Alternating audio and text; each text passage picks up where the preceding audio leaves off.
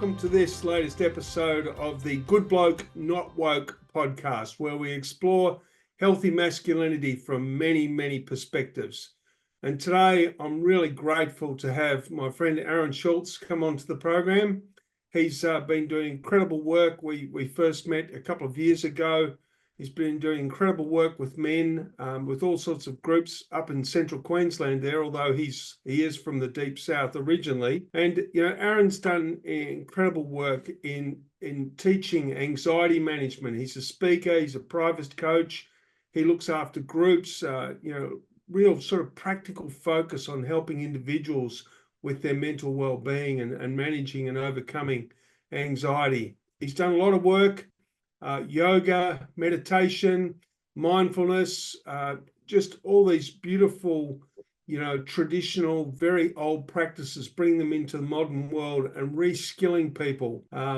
Specialize in practices of yin yoga, kundalini, and hatha yoga. And hatha yoga is really the fundamental essence of all the yogas. And I certainly learned a lot from hatha yogis back in my early days of studying health and well-being. So it's really cool that Aaron's here with me. He runs an organization called the Outback Mind, which is dedicated to the mental well-being and the health of men who are out there in regional Australia.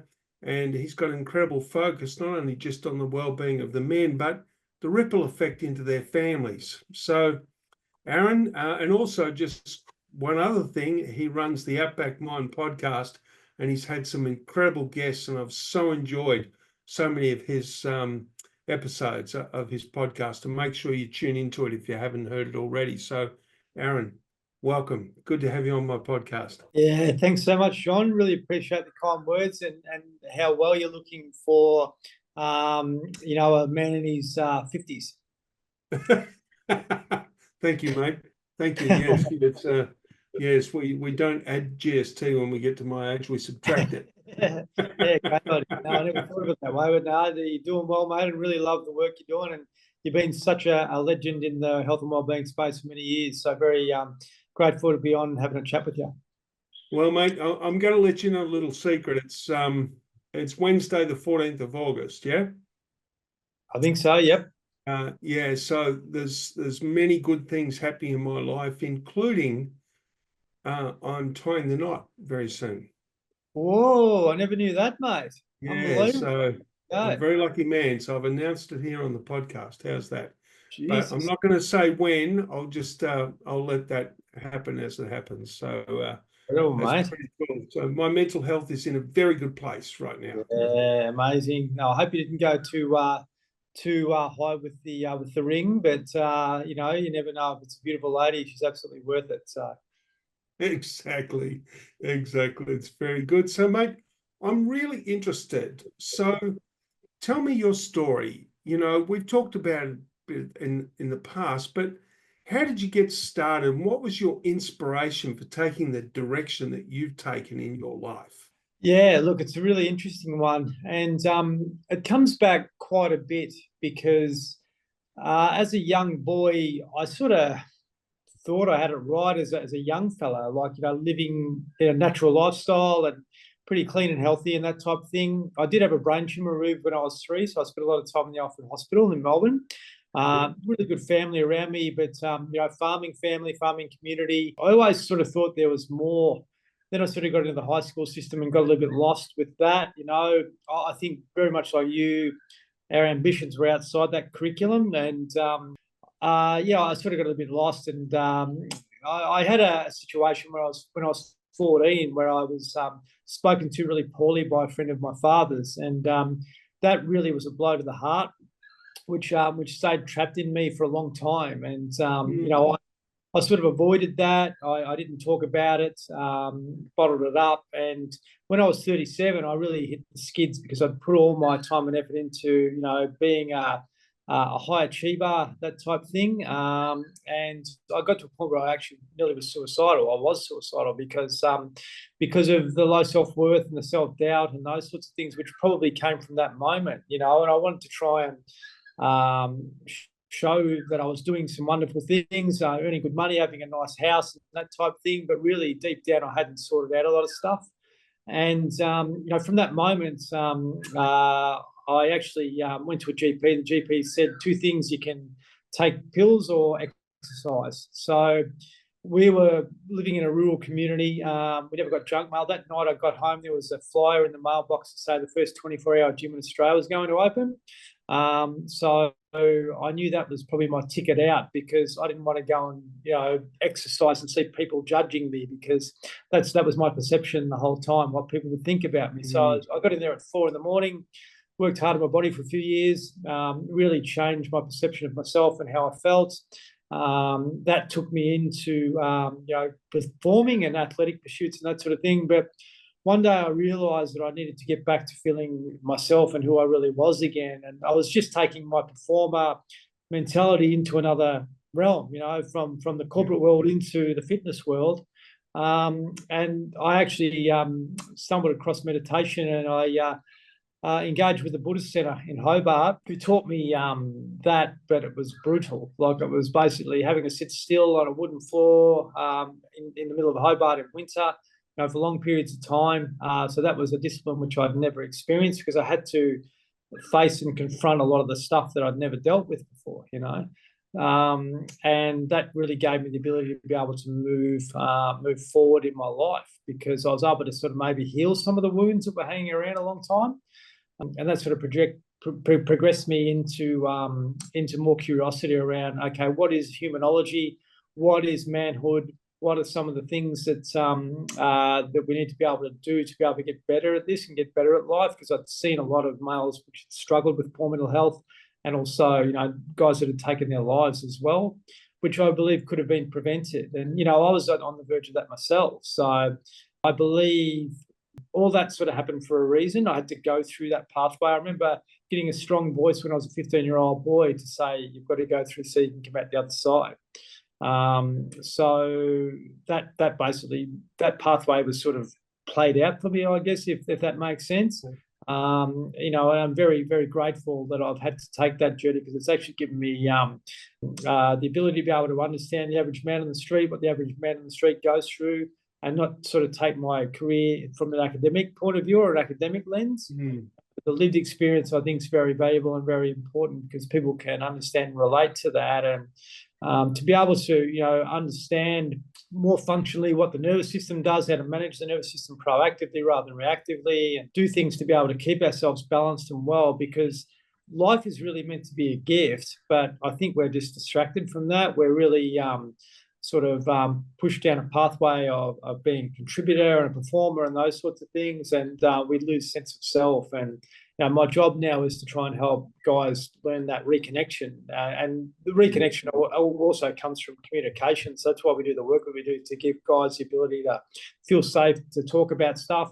But also, we've noticed there's lots of fellas that haven't got positive male role models out there. So do what we can to bridge that gap as much as possible. Wow.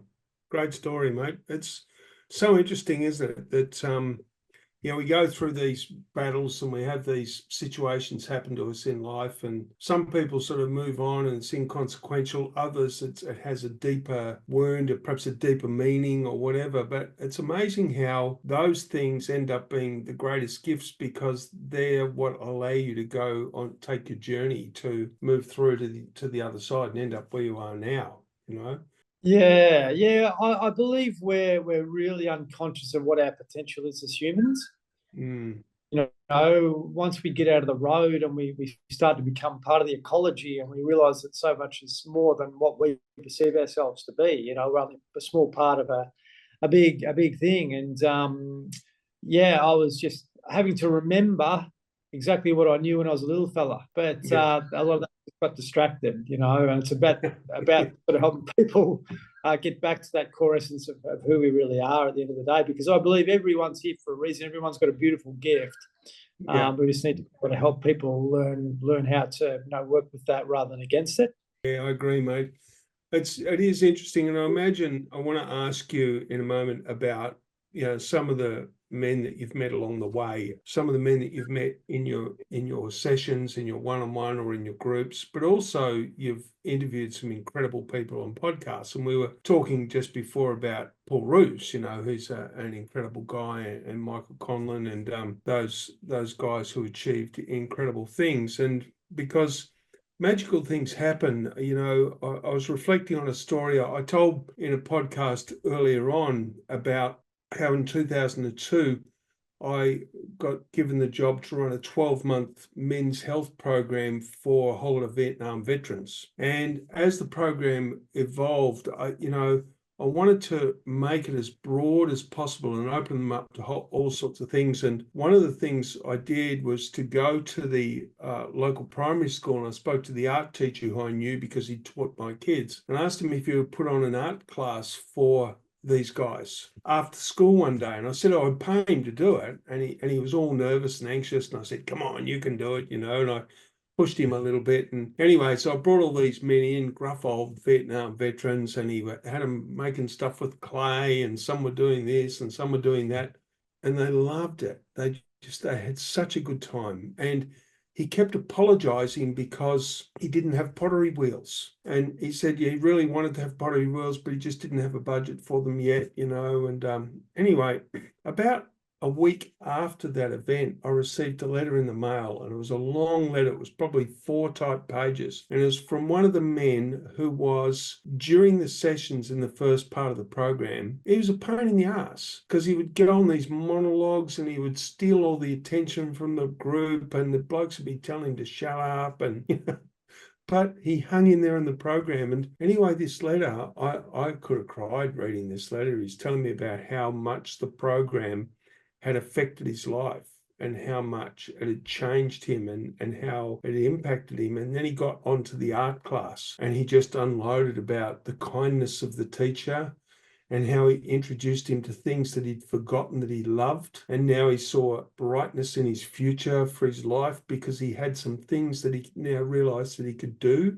that would leave him feeling good, Yeah. And then he said, and attached to the back of this letter is something that you need to give to the art teacher, and it is for pottery wheels. And if he ever finds out where it came from, I will hunt you down and kill you. And I turned it over, and there was 5 crisp $100 notes stapled to the back of the thing. Wow. Profound, Yeah. like transformation of that man to such an act of beautiful kindness. And when I took the money up to the school, I said to the art teacher, you got to come with me. You got to come to the principal's office, because I wanted everything to be really clean, And I said, now look, I've got something here for you. I cannot tell you where it came from because I'm under threat, but I pulled it out and I said, this is not from me, it's from someone else, but this is for pottery wheels and it must be spent on pottery wheels. And he started to cry. I thought, and so the reason I frame up that story is because, even the most traumatized man, the most pain in the ass man, underneath there somewhere there's a beautiful heart, And I'd love to hear some of your stories, mate, of some of the people that you've worked with or that you've talked to on your podcast, because you must have seen some incredible things. Yeah, look, and firstly, good on you for that, because if it wasn't for you, that situation would never have happened. So you've helped 2 people. You've helped that individual, but you've helped that school, and you've helped that that teacher be able to potentially help a lot of other individuals like that. So that's as simple as that, isn't it? Be able to create something which can multiply dramatically. Yeah. So that's true. But yeah, you also touched on something really important, which is the essence of humanity, and that's getting out of here into here again. Because once we get in here again, then we actually are all equal. And that was one of the biggest lessons for me personally.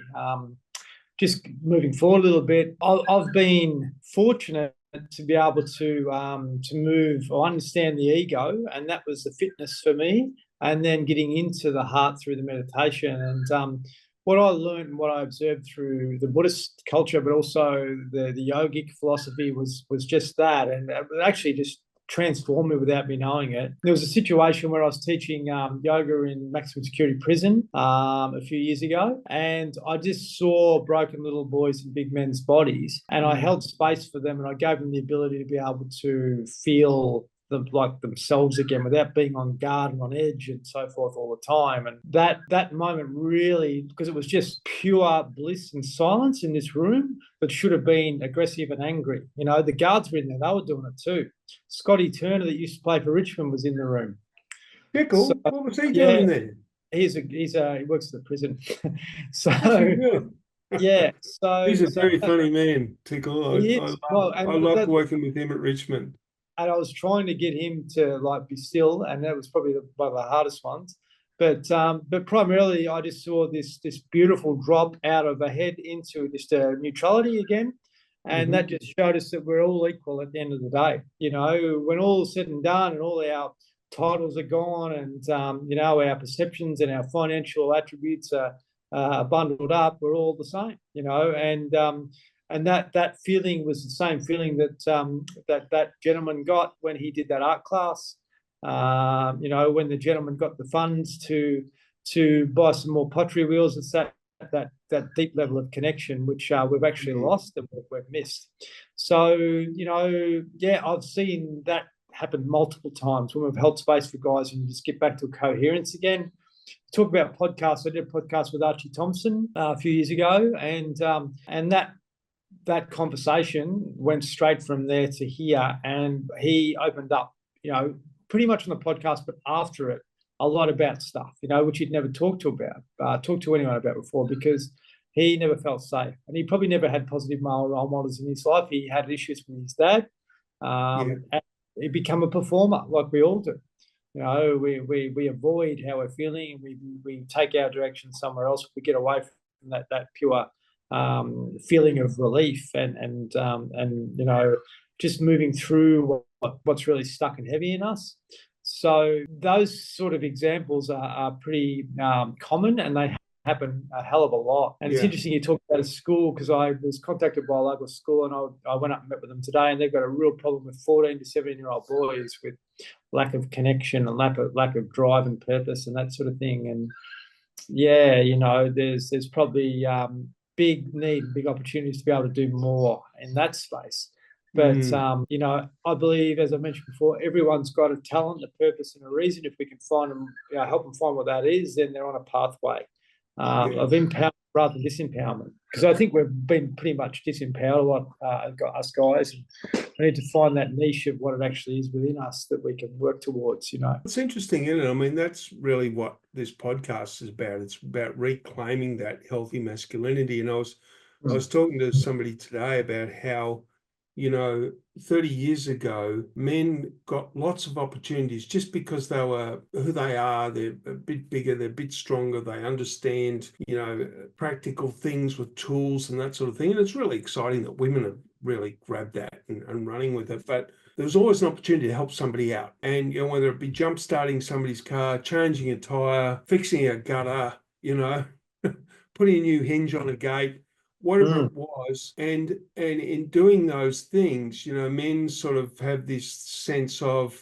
fulfillment because they've played a role of guardianship, of helper, of, you know, rescue, I suppose, a little bit, which is sort of ingrained into our DNA. But as the modern world has gotten to where it is, you know, you can't really jumpstart a car anymore because you might blow up the onboard computer.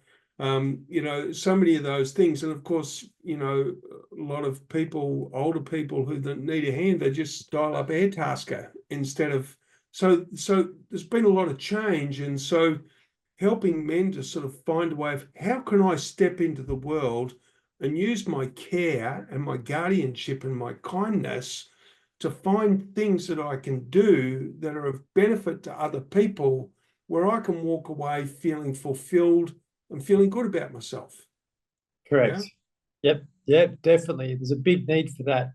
And also, we talked about young people before, but we've got a lot to learn from the Indigenous around rites of passage. because where you were probably victim of this as well, like you transition into adulthood with no real sort of sense of direction or whatever. And that sense of drive and that sense of fulfillment, as you mentioned, is very important. One thing that I've noticed with working with guys over a long period of time is pride is good, but it can be a real trap as well. Because when we get stuck in pride, something bad happens or something negative happens, we drop away real quick into the red zone. Yeah.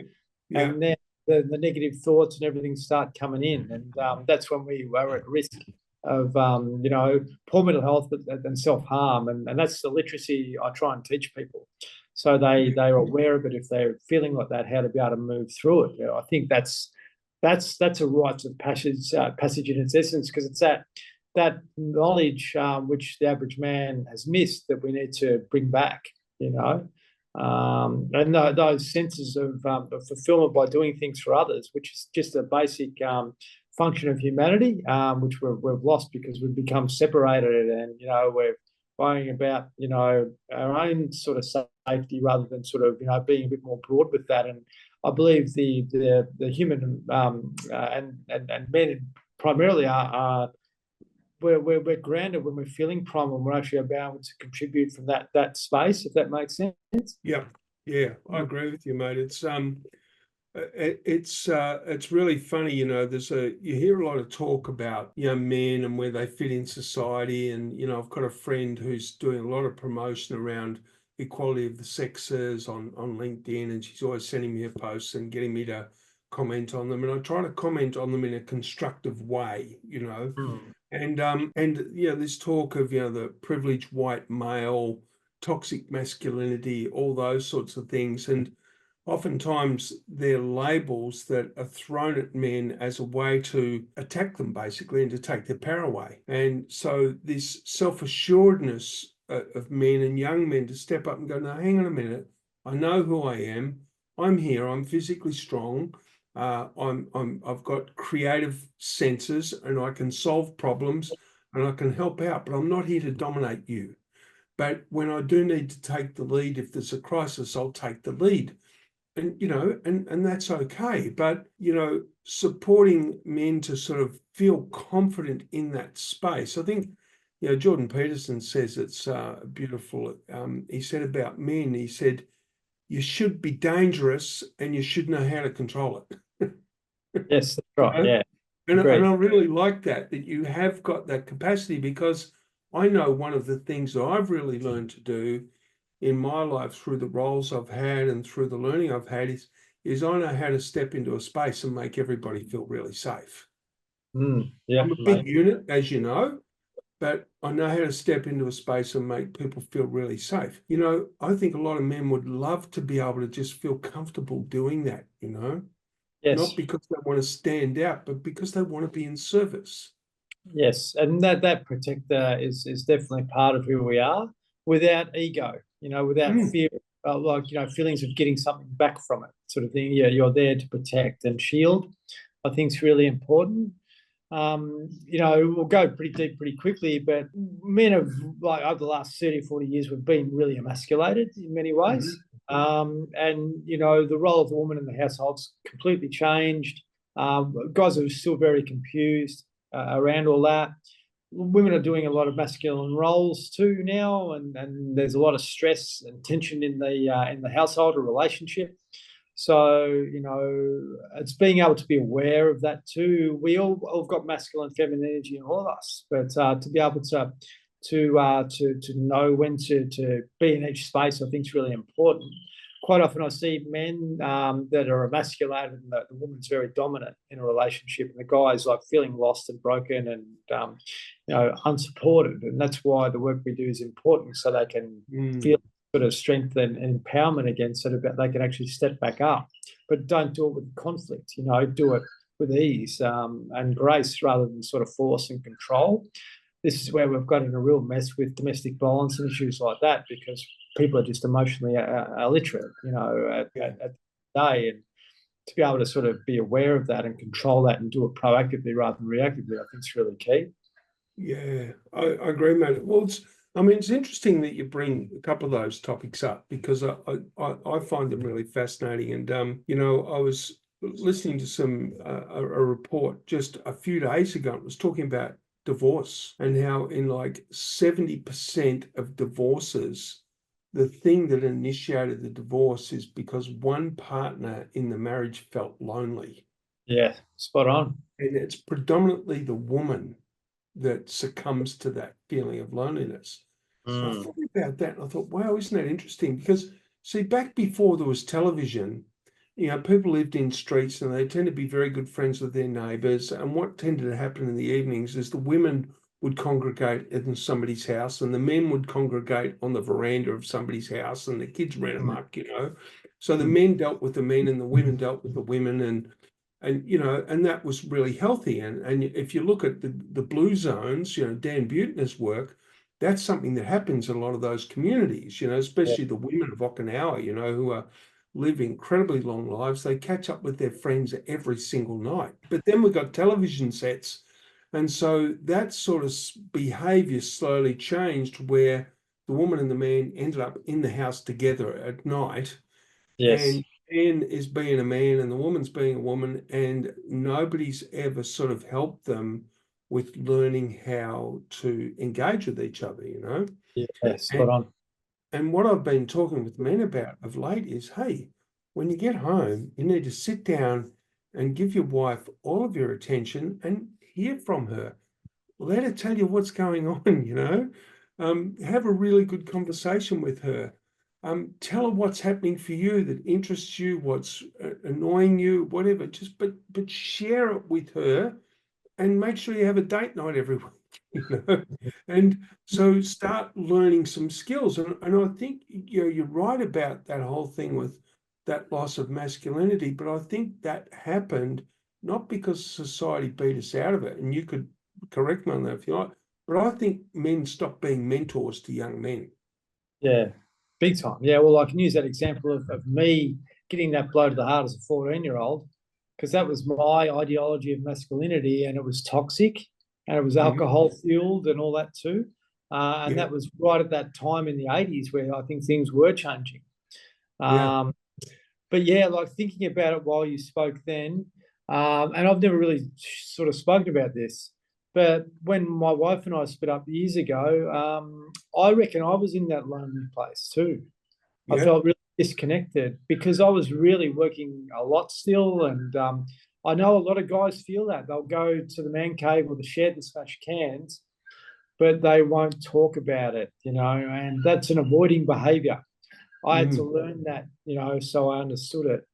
But primarily, that's what a lot of guys do. And if we had those connection channels like you mentioned before, where you have those communities where you get together and you congregate and you talk, then that would have been moved through, or it probably wouldn't have even become a problem, because yeah, really at the end of the day, as humans, we need that connection. We really do, and we've yeah. had the separation really multiplied, over the last 4 years, but over the last 30 or 40 in general, it's happened a lot worse.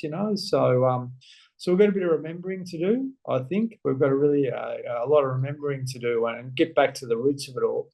But also, what you mentioned before is really key, because when a guy goes into the household now, he doesn't feel like having a conversation with his partner, like you mentioned, because they're both very ungrounded. They're not grounded. Like a guy will be driving in the driveway, talking on his mobile probably most of the time on his way home.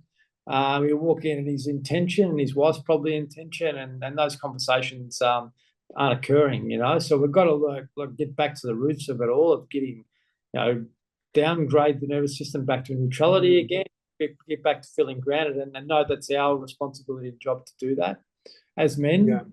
I guess at the end of the day, yeah. Yeah, it's so interesting that one, isn't it? And you're dead right. I mean, I'm not a commuter, so I don't know that feeling of being away from home all day and then coming home at the end of the day, right? Because I'm Mm. either working from home or I'm out for a few hours giving a talk somewhere and then I'm coming back. Um, but I can imagine what it's like, and especially if they've been stuck in traffic or those sorts of things, coming home in a frustrated, agitated state or an exasperated state. Mm. Um, yeah, just having something there other than plonking down in front of the television with a beer which, and there's nothing wrong with that, by the way, as a way of being more deliberate to actually take an action to ground and get back in their bodies so they can communicate together. Yeah, what would you suggest for that? I mean, go for a walk together? Oh, look, if you took your shoes off and you stood on the ground for 15 minutes, or if you had 5 minutes, you'd just find things would drop really quickly. If you practice alternative nostril breathing for 5 minutes, you'd find things would drop really quickly. That sort of stuff. We've got all the tools in ourselves. The bottle shops have been perfectly positioned so we can call through them, and we get a bit of a relief from that. But there's always a consequence to that. No, I went through that myself, so I get it. But yeah, look, yesterday, for example, with me, was back-to-back meetings all day, leaving here, going to run a men's circle, and I was talking to my partner on the phone on the way there, and I could feel myself like up here rather than down here, and yeah, I know I'm not purely myself when I'm in that zone. I don't like feeling like that, but being around technology, being around, a false environment is not going to get you grounded. So I really need to take time out before I had that conversation. Nothing wrong happened, but that's an example of where things can go wrong because you're not feeling more connected with yourself. At the end of the day. Yeah, it's interesting, isn't it? It's like getting to the point where you actually place importance on something. So imagine if, let's say I'm coming home from work and I know my partner's had a big day, if we made a solemn agreement with each other that, hey, when we get home, when the second of us gets home, so say if I'm home first and then she gets home, whatever, when we're both at home, the first thing we do is we go outside and we go over to the park and we walk around barefoot for 15 minutes. Absolutely. In silence, if we like. We don't have to talk, but just walk around barefoot and just ground ourselves. It's good for the health too, by the way. Or do something that's deliberate, that has priority, because it's a bit like, you go to the gym, you train hard, it hurts like hell, but you know that it's good to endure it because it's going to pay off big time towards the end of your life. Yes, so same thing with doing this with a relationship. Do you think that we're doing enough to actually educate young men about how to be in a relationship and how to make a relationship work? Not at all. There is bomb drops out there. So in schools they have like a love bites program. Someone comes in for a day or two, don't do this, don't do that, see you later. But no consistent mentoring, like on how to be successful and how to have a good relationship with yourself first and foremost. So to have those critical pathways laid out for you is only going to set you up for success. Having a bomb drop is not going to have an impact because it's forgotten about pretty quickly afterwards. There'll be a couple of little things that might come back, but the majority of it is not going to help you or be helpful. So that's where I think young people have become confused. But also a lot of us, young people have become adults now, and we've still sort of lost that sense of connection and awareness. So men teaching other men is really critical. I know you're going to be in your 60s soon if you're not already, but you mentoring a 40-year-old, a 40-year-old mentoring a 20-year-old, and a 20-year-old mentoring a 15-year-old, I think is potentially a good pathway to look at. To be able to work on that life experience, be able to help someone, get some direction. Well, I've got to tell you, mate, a couple of weeks ago, I was the guest after lunch speaker on a Friday at a Chuka football club. Yeah, right. And I was so impressed. The club's got so much success. So Andrew Walker, the great Carlton footballer, he's an Echuca boy, and he's gone back to Echuca and he took over as senior coach. And now what he's got is all of his senior players have got a coaching position in the junior football club. Yeah, amazing. That's great. So not only are they playing senior football, but they've got responsibilities for coaching the kids. Right? And it's so incredible because the whole club is just thriving. And I was sitting at the table at lunchtime, and a couple of the young guys who were senior players, but they were very young, they were just quality young men. Like, I was so impressed with them, and And the football team that I played most of my football for in the A grade amateurs was my old school club, Marsland Old Collegians. And for several years, Marsland's been languishing in the lower levels of the amateurs. And the reason for that is because they've stopped getting the feed from the school, because all the talented footballers in the school are going off to play suburban district football because they're getting paid a lot of money. Yeah. But in the amateurs, you can't pay. And so how do you then re-establish that connection and rebuild the culture around the football club? And without me saying a word, a really good mate of mine's taken it on. His work career's slowed down. So he's pulled this coterie together and got a lot of people to tip money in. And so now they're creating a thing where the boys from the school can do the off-season training with the old boys. Amazing. And then the footballers and the old boys are going to now participate on the coaching panels of the underage teams at the school. So they're creating this knit. So they're giving these guys the opportunity to mentor the young kids. And I just think that's gold, you know. If we can do more of that in this society. And then I'm going to help out because I'm going to run some education classes for those senior footballers to help them build their skills so that they've got more skill to help the young guys, you know? Yeah. Spot on. Absolutely. I think that's wonderful. And you know, I was thinking about being an under 13s kid, playing while you were speaking then, and having a coach that was a bully, and the kid that hasn't got the talent gets sort of pushed aside. But you're saying that there's an opportunity to be able to help a kid, whatever ability they're at, to get a little bit better. Yeah. Yeah. And that's critically important. Rather than being the best, just get a little bit better. Well, you know, so interesting. During 2020, a mate of mine was head of conditioning for the emerging Matildas. And he asked me if I would run a self-development webinar for them during the lockdown. And so we did, and it was really cool. These young girls were amazing, right? So then I said to him, I think we need to run another one. That one was really good. So we ran another one, and it was so good. The girls, their questions were really good. And after the second one finished, I said, we need to run a third one, and I'm going to get Ruzi to come on with me. And I rang Ruzi and I said, how'd you like to do a session with the emerging Matildas? And he was over the moon. So what happened was we got on the Zoom and I interviewed Ruzi, and then the girls got to ask him questions. And one of the young girls asked him a question. He reckons it's the best question he's ever been asked. And she said, do you think you would have been a better player if you had experience as a coach before you became an elite player? And he sat there and he just said, what a question. He said, what a question. He said, well, I tell you what, there was many times as a player that I didn't understand what the coach wanted from me. And he said, and I know that when I was a coach, the players were struggling to understand what I wanted from them. He said, I reckon if I had experience as a coach before I became an elite player, it would have made me a better player.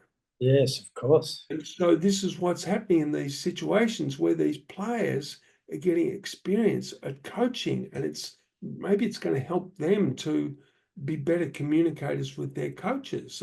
I just think it's a really beautiful thing. Really simple. It's empowerment rather than disempowerment. Now, it's Yeah. giving them an edge and there's some skin in the game and connection and purpose rather than being told they're on the journey. I think that's really good. Yeah, and I think it's giving them an experience of leadership because, you know, like I know what it's like, you know, toxic coaches, right?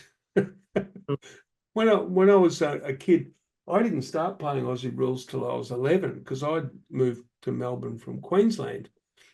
And when I was 11, my local footy club got selected to play for Collingwood in the Little League. Because remember back in those days, you played the whole field, you know? Yeah. And the Little League back then was under 11. So you had to be under 11 on the 1st of January. And I turned 11 on January the 19th. So I was under 11, right? And so anyway, we all got our gear and we're so excited. We go out to Glenferrie Oval and we're in the change rooms and we're getting changed. And the coach comes over to me and says, John, you're not playing. And I said, what? And he goes, no, you're too big. they'll get suspicious. They'll think that we're playing overage players. So you're too big, mate. You can't play, because I was a really big kid, right? We had 14-year-olds in our team. I'd say there was kids, 13, 14 playing in the team, and I couldn't play because I was too big, but I was rightfully underage, And Jeez. I could have let that destroy me, I was angry about it, but I look back and I laugh about it because I'm the only one out of all those kids that end up having an amazing career at the high end of footy. So it must have switched something on in me, but I think that the more that we spread it out and the more we get this spreading of the care of the younger players, teaching them how to be good coaches, we eliminate that sort of stuff that you experienced, Yeah, spot on. Dead right. and that I experienced, and we can have I really just I'm excited about that as a pathway for mentoring and helping boys step up and own their masculinity, Yeah, it's interesting. Paul Roos made a comment to me a while back. I did a podcast with him, the first one I did, and he said that that those toxic coaches, need to go. It was the word toxic or something around that, but primarily, like, there were little boys who are in a senior role that are basically becoming bullies, and that's what I experienced as a junior footballer too. I had a couple of really good ones as I got older, but some younger ones were treating you terribly, and that's not the way to go. I think we've come a long way. There's still a lot of rough diamonds out there, but that's hopefully going to get better. But that can really have an impact on a young person's life if you can give them that sort of nourishment and pathway early on, and that progression. But that, as I mentioned before, that progression's got to happen decade by decade throughout your life. I really believe that. Yeah, dead right, mate. And of course, and now we've got women's footy as well, and it's so cool that men are having to learn how to coach young women. That's true. It's really sweet. I mean, it's just I just see that the way humanity evolves is really exciting, and it creates these scenarios where we've got to grow. We've got to stretch ourselves and get better and learn how to do things. Yes, we've been really given too many joys and comforts in modern life. I think we've got to be able to get uncomfortable. I was saying that always do difficult things, or difficult things will find you. Yeah. You got to be able to not get. So I say to people, find yourself a challenge before one finds you. Yeah. That's right. Yeah, exactly. So we've got to, I think it's probably been a real blessing for me, because when I started that gym thing, that was a discipline practice which I've carried on for the last 15 years, So it hasn't been like go and push on weights. It's been some form of physical activity, which is reasonably high intensity, and then getting into the meditation after that. So you've got the yin and the yang. If your lifestyle's all yang, you're going to get a kick in the ass at some point. If your lifestyle's all yin, if you're a bloke, then you're not really in your masculine edge. You're in your feminine edge most of the time. So got to try and have that balance. I think is really, really key and important. Yeah, look, I agree, mate. And tell me, I'm curious, where was that 24-hour gym that you joined? So in Hobart, Bob Sheik, he's an ex-politician down there. Bobby, I know Bobby very well. Yeah, right. Yeah, Bobby. I remember when Bobby retired from the Mercury, somebody one of the cartoonists did a drawing of him, and the great feature of the drawing was his wallet sticking out of his back pocket with a padlock on it. Yeah, okay. Yeah, I never knew that about him, but certainly he went to America years ago, and he got an idea because he saw a 24-hour gym over there.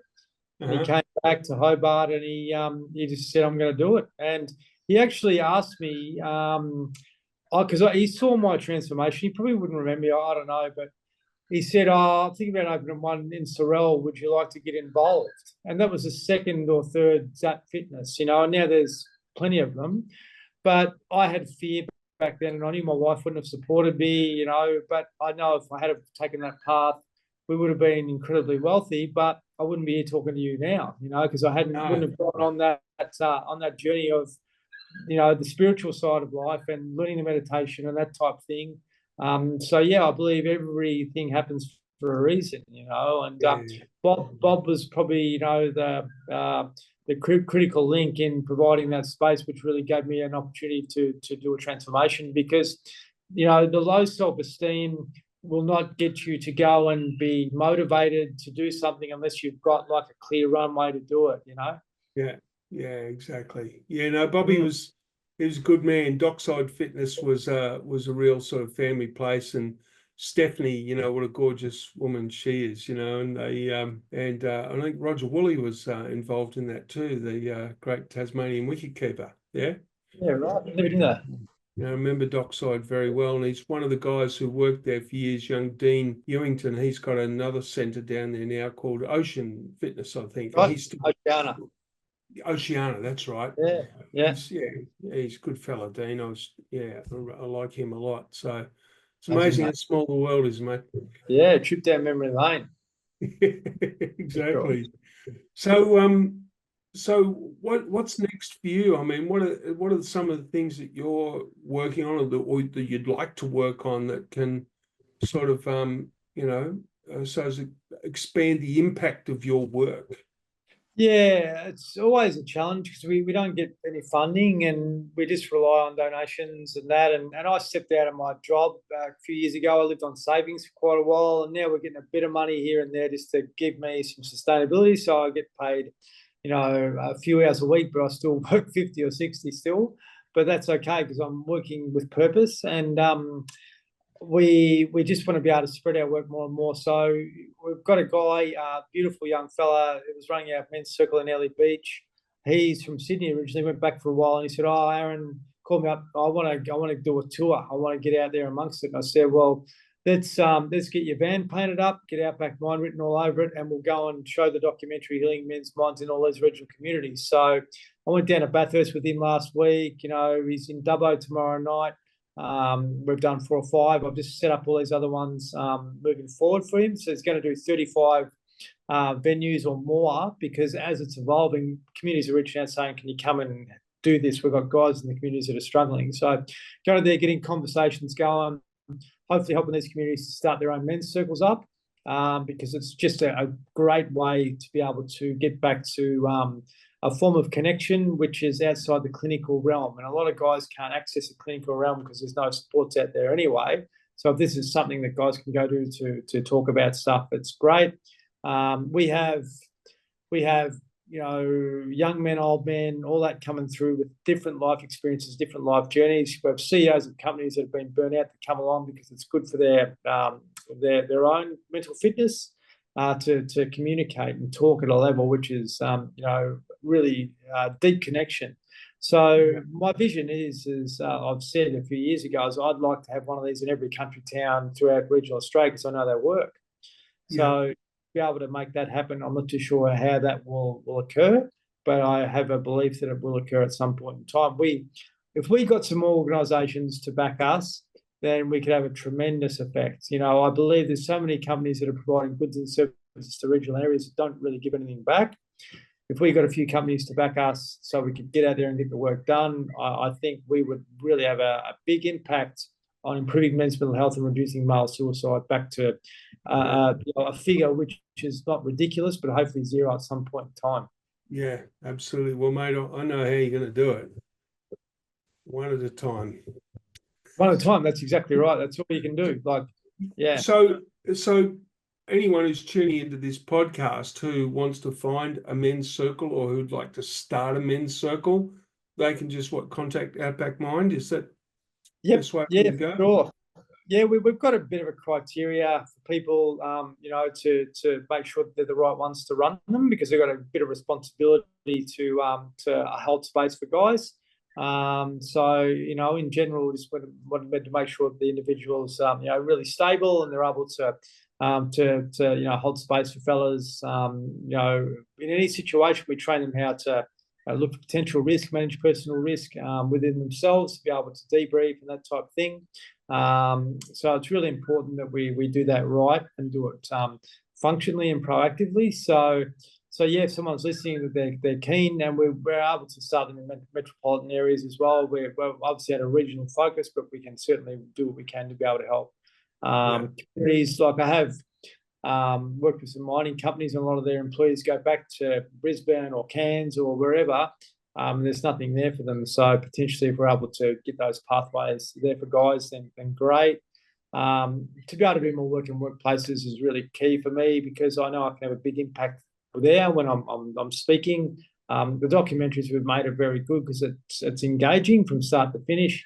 People can sort of see themselves in that, and they can sort of see, okay, I potentially can do some things here to change. And it's really important, to have that visual content rather than than having someone talk sometimes, I think, as well. So yeah, like, who knows, John, but I really believe that, I was interviewed by a mob yesterday, and they said, what are you most proud of? And I said, well, really nothing, to be honest. Like, I'd like to know that I've been able to make an impact, but I'll never be really proud, because I know I have a job to do, and my job all came from that transition. And when I was 37 to, okay, now you've gone through the stuff, now you can move forward, and to do the work on myself, but also continue to do that so I can get out and do something good to help humanity at the end of the day.